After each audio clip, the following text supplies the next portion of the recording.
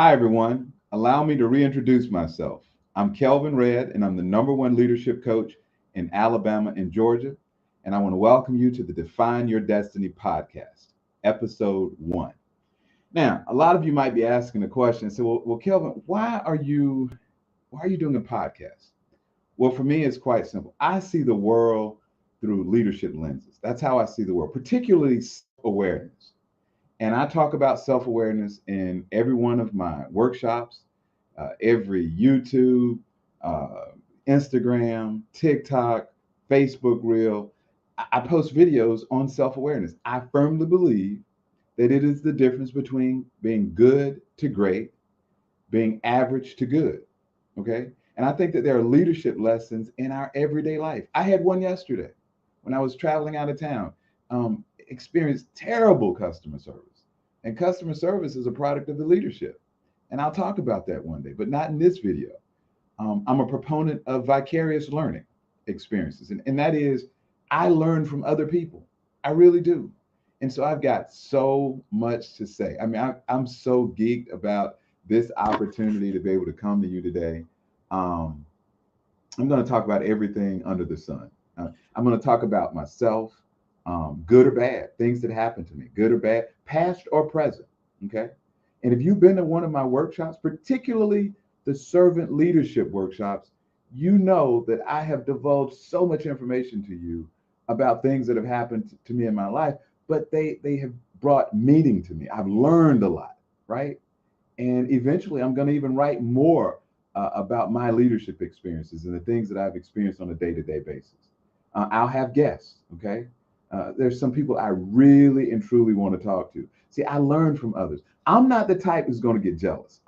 If you are successful, if you're great, if you're on that journey toward greatness, I want to meet you because I'm not the type to look at somebody and say, I'm jealous of that person. I don't like the way he talks. I don't like the way she dresses. He thinks he's handsome. He thinks he's a better coach. No, no, no, no, no. If you are doing something really well, I want to learn from you. Like, how did you do that? I may not like your whole leadership style. I may not like everything about you, but if you're doing something truly great, then I'm thinking, whoa, I could learn from this individual. Okay. And so sometimes it'll just be me, and the podcast is going to last anywhere from 5 minutes to an hour or so. If it's just me, it may be something that I've just felt like I've learned and I want to share it with you. And I think there's a leadership lesson, a self-awareness lesson more than anything. But I'm going to interview people.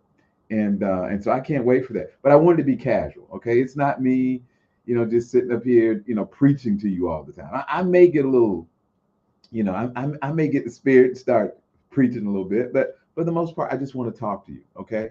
And this might be the only podcast where it's all about me, all about Kelvin Red. So I don't want you to look at this and walk away and say, well, all he did was talk about himself. No, there's a percentage of you. You need to know something about me. You don't know anything about me. And so I want to share those things with you so we can move forward. Okay. And I'm highly qualified. I've got vast experiences. I believe that our lives are not our own. I believe our life, whatever happens to us, we have a story. Like your story, my story can help others, who may be going through what we're going through. We don't even know. There have been times I have posted videos on social media and people inbox me, people message, and they say that really helped, and I don't know who I'm helping. I don't. You don't know who you're helping. Like I presented a workshop recently and I got an email from a client who says, I was really wrestling with this and you really helped me, and sometimes you just don't know. I got an inbox the other day. I spoke to a high school football team last week, Glenwood football team here in Phoenix City, Alabama. And one of my former classmates, inboxed me and says, my son was listening to you and he learned something, he enjoyed something. I don't know. I'm speaking. And hopefully you'll gain some knowledge and information. For some of you, it's going to be, well, I've affirmed you. It's like, okay. And for the most part, if you really think about it, I'm not telling you something you don't already know. What I'm doing basically is just giving you reminders, and a lot of people, they look at me and they think, well, Kelvin's got it going on. He's got it made. But you don't know the Kelvin that has endured so freaking much. You don't know that, and I know right now we live in a society right now where it's fashionable for speakers to get up and talk about how hard they had it. Like, oh, life has been so hard. And I've been a little cynical about that from time to time. But as I began to reflect, it dawned on me really after my father's death, and I'm going to talk about him shortly. And that is, I, most of my adversity, most of my adversities come as an adult. Like, I had a great childhood, and I don't want to minimize anything that anybody has gone through. Not anything. But I had a very good childhood. I really, really did. It was as if, I don't know if my parents overprotected me or not, but most of my adversity, it has come as an adult, and I'll share some of those with you. For instance, the 2010s, I'll be honest with y'all folks, the person you see now is not the person you would have seen over a decade ago. The 2010s almost killed me. Really. I went through a divorce that is the stuff of legends, and it was horrible, and it was the worst thing that has ever happened to me in my life. My parents were together, for forever. I got to ask my mom how long they were together, but my parents were together forever. So I never envisioned on having a divorce. And then you go through a custody hearing, and I get custody, and my girls have no idea how much I love them. I love my girls more than life itself, and I would actually lay down my life for my girls. I really, really would, and I will, and so that whole thing is just it was traumatic to me, and I literally I didn't know how I was going to make it through the 2010s. I lost an aunt who I was very, very close to. I mean, I love that woman dearly, and she has no idea how much I love. I idolized her, but I lost her. It was like poof, no longer, you know. And from 2010 to 2021, I lost all my uncles, And I'm not trying to give you a woe is me, right? I'm not trying to do that. We all have to endure things. But I want you to know who I am, right? Like my uncle Tot, we called him Tot. His name was Isaiah, and he went first. He was my dad's second oldest brother, and then we lost my favorite uncle. I'm going to do a tribute on my uncle Larry. He was my favorite uncle. I used to talk to him a lot, and we talked two, three, four times a week, And I'm going to do a tribute on him because he was a loving person. I really, really loved him. He was outside of mom and dad, he was right. I loved him more than anything. And then I lost my uncle Jay and my mother's brother Joe. And so all of this happened in a 10 year span, not to mention the fact, the preeminent figure of my life, my father passed away. And that just, I don't even want to go into that right now. I don't want to get overly emotional, but I've never met a man like my father. I had a tremendous father. And I'll talk about him in just a few minutes. Then I left the Pastoral Institute and the PI, Counseling and Education Center in Columbus, Georgia. The PI, let me tell you, it was really a family atmosphere. And when I was going through my divorce, the Bible says, count it all joy. I don't know where you find the joy in all that, but I will say this, the things that came out of it, just by working at the PI, there wasn't a week that went by where somebody didn't, poke their heads in my office and say, Kelvin, how you doing? I got a lot of free counseling from coworkers who became friends, who just wanted to be there for me and help me. And then I met my future wife, my second wife, Tanya, my last wife, my only wife, Tanya. She really saved me. I would not be where I am right now if it had not been for her. She endured a lot with me. She has seen the pain that I have gone through, and she is she's something else.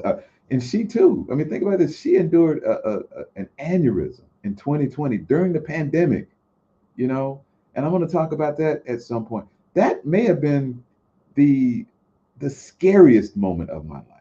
It was really, really, really scary because I had lost so much, and I was like, oh no. And so I really had to be there for her. It was all about her. And it was through Tanya. We got married. I have two beautiful children of choice. That's what we call it. I'm their father of choice. They're my children of choice, my son of choice, and I love them dearly. So a lot of things came out of that. So you might be asking yourself the question, and Kelvin, why are you still standing? Play on my book, Stand Tall: Essays on Life and Servant Leadership. I'm still standing. I heard a quote the other day. It says, "Don't allow a good crisis to go to waste." Right? Don't allow a good crisis to go to waste. So, what I learned, I want to share from you. What others learn, I think they should share from you. Share with you. What you learn, you should share with the world, because we all have different experiences, and we can help somebody. And I'll tell you this: all of those experiences, I believe that I want to make sure I say this the right way. I went through much of my life almost as a simpleton. You know, I thought if you didn't hurt me, I certainly wasn't going to hurt you. And then when I got out into the real world, all of that changed, and it continues to change. So I want to share with you how I became who I am today, and how this journey towards self-awareness, it continues, because it never ends. You're always in a state of becoming. It never stops. It never ends. You're always in a state of becoming. And yet you slip up. So I want to share with you, how did I become who I am? And first and foremost, my parents, my mom and my dad, as I said, alluded to earlier and told you, had a great childhood. And my father, as an African American male, to have a strong father figure in my life the way I did, I didn't realize a lot of it. Maybe I just took it for granted because he was always there, you know. And after he passed, I really reflected, like, my dad did a lot with me, a lot of things that the general public doesn't even know, because in Columbus and Phoenix City, they knew him as, the high school basketball coach, the very successful high school basketball coach. They don't know how he and I used to play baseball in the house. They don't know how, and we did that a lot. We used to play baseball in the house. They don't, and we take a wad of paper, and I'd get a book, and he would pitch it to me. We did that an awful lot. They don't know about, my father took me to the wrestling. As we say in the South, the wrestling. Down there on Front Avenue, Fred Ward, for those of you in this area, he took me to my first wrestling match because he knew how much I liked it. He would take me to high school football games, and he was a basketball coach, and it was unheard of. It's unheard of now. But I would sit on the bus. My sister and I would sit on the bus with the players. Coach Wayne Trey that was a football coach, and Daddy sat on the bus, and we were there, right there with him, with the players. But my father was valedictorian of his high school class. He was number 2 in his college class. He was one of the first 3 black teachers at Central High School. He had a very quick wit. He founded the chemistry department at Central High School. And again, he was known for his prowess as a coach on the basketball floor, or court, I should say. He won 325 games in 14 years. He had 50 players to get college scholarships. He was one heck of a father, one heck of a coach, one heck of a man. I learned a lot from him just by being in his presence. That's why I talk about vicarious learning, just from being around him. And so when I'm saying things now to my children of choice, I say the things to him that my father would say to them. And when my girls were growing up, I say the same things to them. And so, remarkable man. It was because of him, just by watching him. If you read my second book, I wrote a chapter called "Can You Trust Your Number Two?" It's a major part of my leadership um, philosophy and program. And we'll talk about that as well. And so my mother was my rock. She's always been there. Whenever I have felt, like I'm slipping, things aren't working, she's the first one to notice it. She notices about me more than anything. She gets this look in her eye when we talk on the phone. Kelvin, are you okay? This kind of thing. But I would be remiss if I didn't talk about my grandmother, Essie Mae. That was my mom's mom.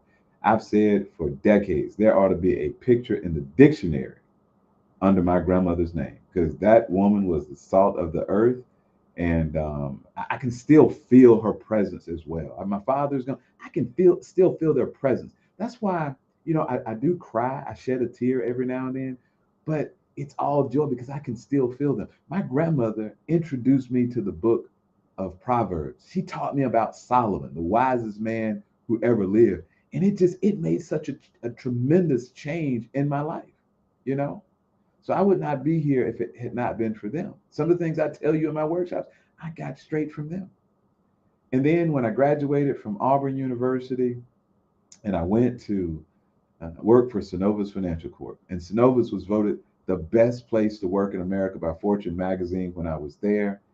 And let me tell you, when you work for a best place to work organization, you learn a lot. You learn what good leadership is, but you also learn what bad leadership is, you know? And so the thing I used to love to do at the at Synovus, we used to have these weekly officer meetings, and Jim Blanchard, our chairman and CEO, he would lead the meetings, at least 3 out of the 4 meetings of the month, and I would go to those meetings. And after I got comfortable, after about 2 years, I would go and I would sit in the very back of the Columbus Convention and Trade Center, and I would just watch and observe people. That's what I did. I wanted to see who spoke to whom. I wanted to see where the senior vice presidents sat, and I always noticed from where I was sitting, they always sat toward the front, no, excuse me, on the front row toward the right, you know. And I always wanted to see, in what order was their pecking order in which they sat, And I wanted to see that there was one vice president. He would walk in and he spoke to everybody in the room, but it was only for a minute. I wouldn't even classify and say he talked to everybody. He just walk up, shake their hands, and then and smile. And I don't know what he said, but whatever he said, that it was 10, 15 seconds. He would move around. And he was working the room. I guess he just wanted to make his presence known. But I would look at that individual and say, wow, I would really know, I would really like to do that. But me and my introverted self, I don't think, it doesn't come naturally to me. I could probably do it, but I'd probably expend a lot of energy. So when I walk into an environment now, a new work environment, a new organizational, when I walk into an environment, period, the first thing I do is it's almost like my spider senses, my spider senses come on. And I start to observe and I'm like, okay, is this a good place to work? Is this a great place to work? Is it on the verge of being a great place to work? Or is it a toxic work environment? I can sense those things. I don't know if it's a gift or whatever, but I can tell when I'm in an environment if it's a good place to work. I really can. And I owe a lot of that to my experience at Synovus. And then I go to the Pastoral Institute, as I've already talked to you about, Counseling and Education Center. I was hired as the the associate director for the Center for Servant Leadership. And I was around some very, very good people. Dr. Ron King, I learned a lot from him. We used to travel together. We would go and go to conferences and we would speak. And I used to love our conversations. We would have long drives, and Ron would just have me just keeling over in laughter. I would laugh so hard. Some of the stories he would tell, and I would always tell him, Ron, you need to write a book. Your childhood stories are just, the stuff of legends. But I learned so much from him. And Fran Magoni, who gave me my first start, in later years, Dr. Tina Bedell, who I'm going to have as a guest on this podcast. She's a remarkable, remarkable therapist, author, doing great things in our community.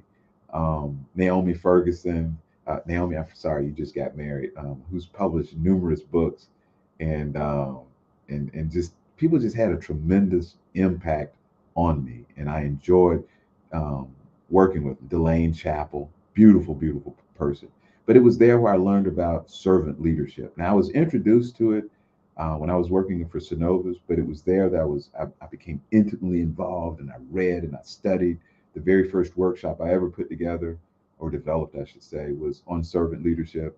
And I learned early on that servant leadership, although a lot of people preach it and what have you, a lot of people don't like it because it's countercultural and it makes you look in the mirror. And a lot of people don't want to look in the mirror, which leads me to the next point. Because when I was working at the Pastoral Institute, I was actually hired. He was on the committee. It was Mr. Bill Turner. And in the state of Georgia, he is highly recognized. His grandfather was one of the early investors in the Coca-Cola company. I always called him the father of the Synovus family of companies. He was the chairman of the board emeritus when I was at Synovus. He was a 16-year board member at Coca-Cola Company. And I had the privilege of meeting and sitting down with this man on a monthly basis, sometimes 2 and 3 times a month, sometimes 4 times a month. I even traveled with him on a couple of different occasions. And so just listening to him, he wrote the foreword to my book, Stand Tall, Essays on Life and Servant Leadership. And I'll never forget when I read that foreword, he says, Kelvin is a great observer of people. And I don't know if the word great applies, but I really, really love it. Okay. And it was because of, I owe so much to him. He personally taught me so much. He was the one where I would hear him say over and over and over again that self-awareness is the most important characteristic of a servant leader. Without self-awareness, the chance of you becoming a great anything is reduced tremendously. You got to join that journey towards self-awareness. And I got that from him, you know. And so a lot of what I learned, I got it from him, and I talk about it, and I talk about him. And then I was on the school board in Phoenix City. See, I come from a long line of educators. I've got a lot of people in my family are in education. So I know how school systems work, and I know how school boards work. I won't go into that right now, but go Google it. If you want a good laugh, go Google Kelvin Red Phoenix City School Board. It'll trip you out. We'll talk about that at some point in time in the future. But I will say I think I did get a master's degree in politics and the inner workings of education and how it really, really works at the highest level in the school system. And then there's emergenetics. Dr. Gail Browning, she founded emergenetics along with Dr. Wendell Williams. Gail has always been kind of like the face of the instrument. She is no undoubtedly one of the top 5 people in my life, top 5 to 6 in my life. Transformative. Just changed my life like you would never know. The conversations we've had, the things I have learned from her, uh, emergenetics, why people think and behave the way that they do. I mean, she put together the Meeting of the Minds workshop. She developed it. She created it, and I owe her so much. Let me tell you, it's really interesting how I became an emergenetics associate. By the way, I'm the only master emergenetics associate in Alabama and Georgia. And so when you do work with me, you're getting something extra special. No disrespect to any of my associates out there, but I'm so immersed in emergenetics. I mean, really, really, really immersed in it. And listen, let me just say this: there are a lot of very good associates out there that I've leaned on and I've learned from. But when it comes to my master associates, I have learned so much. Rebecca Babayan, we were partners together, and I lean on her a great deal to to, um, to just tap into her brain. Um, but I became an emergenetics associate because when I was working at the Pastoral Institute, Fran Magoni came to me and she says, Kelvin, we were talking to Mr. Bill Turner, and he wants somebody at the Pastoral Institute to be certified in emergenetics. And Ron and we think it should be you. And the first time she told me, I was like, okay, um, I'll think about it. And I actually turned her down. And to her credit, she was like, okay, I understand. But she came back to me 6 months later. 6 months later, and she says, Kelvin, have you given thought to the emergenetics certification that we talked about? And I was like, no, not really. She said, well, we really want you to do it. And she could see the angst on my face. Why there was angst, I don't know. I really don't know. I had participated in the workshop when I was at Synovus, and I loved it. But I never forget what she said. She said, Kelvin, when you have an opportunity to put more tools in your toolbox and somebody's paying for it, I think you better take them up on it. And those were some wise words. And I owe Fran so much for that. And so as a result, I became a emergenetics associate, and it has been the biggest career boost I could ever imagine. It has been the single most important thing that ever happened to me in my career. I have traveled, I've spoken in 35 different states. I presented this workshop more than 300 times. I have profiled more than 6,000 people. I've seen every type of personality known to mankind. I really have. And so it's just been a wonderful instrument, and it's a beautiful workshop. We have so much fun and there's so much learning. Now, I'm a leadership coach. Okay. I'm a leadership coach. I help people get from point A to point B as quickly as possible, but I do it from a leadership standpoint and self-awareness more than anything. And that's what I do. That's what I try to do. I'm the only African American to ever write 2 books on servant leadership. I know I'm the first to write 2. Okay. So I've got a vast experience. And so with this podcast, I'm gonna have guests. I'm gonna have people that I think that you as followers you can learn from. because I know if I can learn from them, I want to disseminate that knowledge and make sure that the people who have entrusted me to provide them with information, I want to be able to help you. Okay. And so I'm going to talk about self awareness. I'm going to talk about it a lot. And as my good friend Terry Lee out in Omaha, Nebraska, as he says, self awareness is the license to lead. It is, it's the license to lead. And I define self awareness as understanding who you are, what are your strengths, what are your weaknesses, utilizing your strengths to overcome your weaknesses, but at a far deeper level, understanding and knowing your reason for being. In other words, why are you here? Did you wake up this morning and go to work today because that's what you did yesterday and you're one step closer to a goal that you don't have? No, we were all put here for a reason. And if you're still walking around on this earth, then God is not finished with you yet. Okay? That's internal self-awareness. That's about your hopes, your dreams, your wishes, your goals, okay? Your values, your standards. But there's also external self-awareness. And simply put, it means how does the world see you? And that's vitally important. You can't go through life, particularly when you're in a formal position of leadership, manager, supervisor, director, etc. You can't go through life and being unaware of how you're perceived. You can. When you're in a position of leadership, you're one of the most viewed or watched people in your sphere of influence. You got to keep that in mind. To whom much is given, much is required. That's why when I'm in a conversation with you, particularly when I first meet you, the first thing I'm trying to figure out is, are you self-aware? Are you on the journey? I'm serious. Are you when I'm watching television, I love football, I love basketball. I'm trying to figure out, is this coach self-aware? And you're not going to win. You can win a championship. There's a difference between being a championship coach and having a championship program. There are a lot of also rans. There are a lot of people who won a championship, but poof, they're gone. Have they made a difference in the lives of other people, or is it about them? People who are self aware, they impact the world. People who are self absorbed, they impact themselves. It's as simple as that. So, in the words of my father, when you listen to me, when you watch me, more than anything, I want you to think. My father would always tell his basketball players, think, boy, think. Use that cerebral cortex of yours. That's what it's all about. Most people don't take the time to think. And I get it. My work isn't for everyone. My work's not for everybody. Dr. Tasha Urich, who's done a lot of studies on self-awareness, she says that only 10 to 15% of society is self-aware. So for me, it's a numbers game. I've got to meet a lot of people. Like I got to be in a room with 100 people so that 10 to 15 will actually understand what I'm saying. And hopefully the light bulb will click for the other people. Because I realize it's not for everybody. It's not. So that's all about me. I hope you've allowed me to reintroduce myself.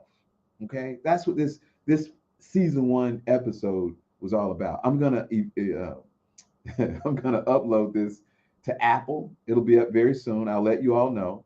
But I do want you to join me again for future podcasts. And I'm gonna try to do a minimum of 2 per month. But a lot of it depends on my travel schedule because I do travel an awful lot. And when I do a podcast, I want to give you the best of me. That's what I'm put on earth to do, is to serve you through this leadership lens of self-awareness. Because I've got a lot to say, folks. This is not all about me. So as I close, I want to hear from you. Okay. I want to entertain your questions.